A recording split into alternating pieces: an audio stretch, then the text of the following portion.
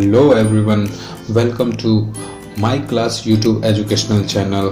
आज हम लोग एक पोयम पढ़ने वाले हैं जिसका टाइटल है the dust of snow, written by Robert Frost. इस पोयम में डस्ट ऑफ स्नो जो पोयम है वो हमें ये बताती है कि कैसे हमारे लाइफ में जो छोटे मोटे प्रॉब्लम्स आते रहते हैं जिससे हम काफ़ी ज़्यादा डिसअपॉइंट हो जाते हैं, उससे हम सैड होने के बजाय हमें आगे बढ़ जाना चाहिए, जिससे हमारा जो भी फ्यूचर का टाइम हो खराब होने से, वेस्ट होने से बच जाए।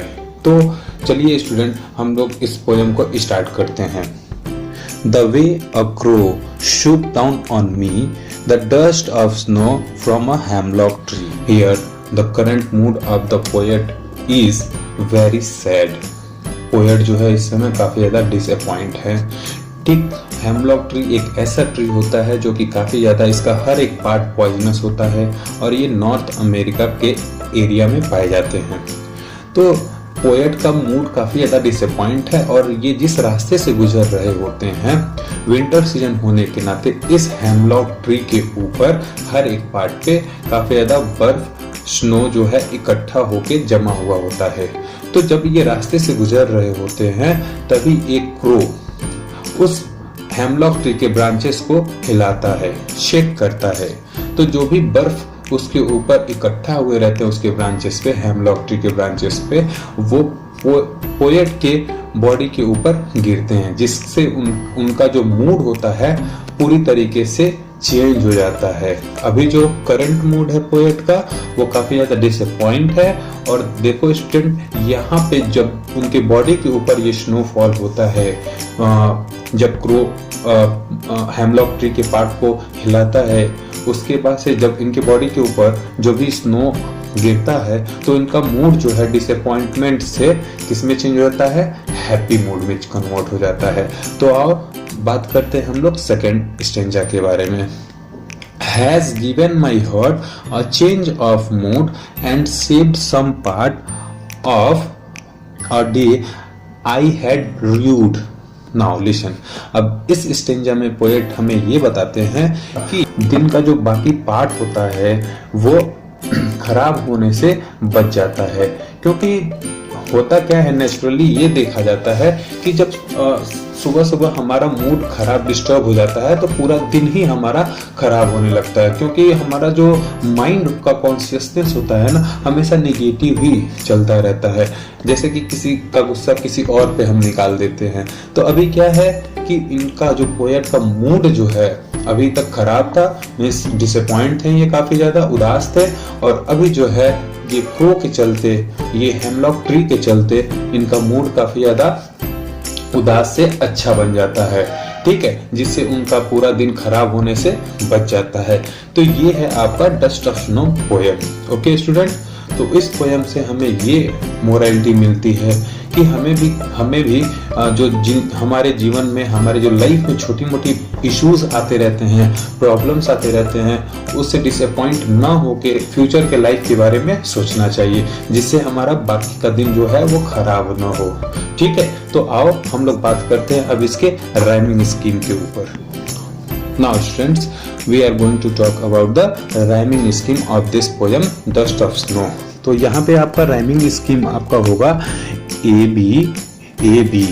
Okay, look at the first stanza. हम लोग बात करते हैं कि राइमिंग स्कीम कैसे ए बी और ए बी होगा। तो देखो स्टूडेंट, लास्ट में जो साउंड है the way a crow, in the first line the way a crow, O sound निकल रहा है, crow, O sound producing.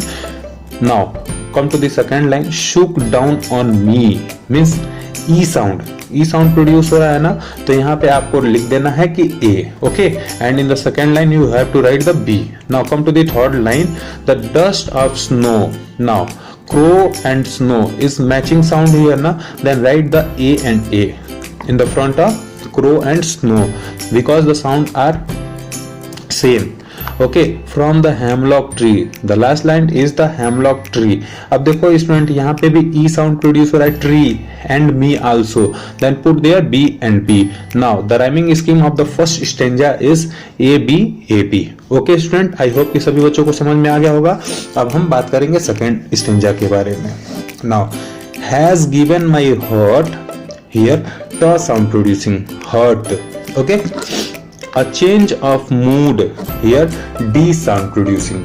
Okay, then write the hurt sound in the front of hurt sound, write there c. Okay, and mood write there d. Now come to the third line and saved some part. Now listen, अब देखो student यहाँ पे sound जो है दोनों match करने लगा, hurt and part. Then write there C and C. Okay, of a day I had drood, here also D sound producing, mood and rude, ये दोनों जो है एक ही सेम साउंड प्रोड्यूस कर रहा है, तो यहाँ पे आपका हो जाएगा डी और डी. तो आपका राइमिंग स्कीम पूरा पोयम का आपका हो जाएगा A B and C D. Okay student, तो आई होप कि आप लोग को राइमिंग स्कीम इस पोयम का क्लियर हो गया होगा. अब हम बात करते हैं इस पोयम के पोएटिक डिवाइस के ऊपर. ओके, तो सबसे पहला पोएटिक डिवाइस आपका हो जाएगा इंजैम्पमेंट. जब कोई भी पंक्चुएशन मार्क नहीं होता है दो या दो से ज़्यादा लाइन में, तो हम कहेंगे कि वहाँ पे इंजैम्पमेंट पोएटिक डिवाइस है.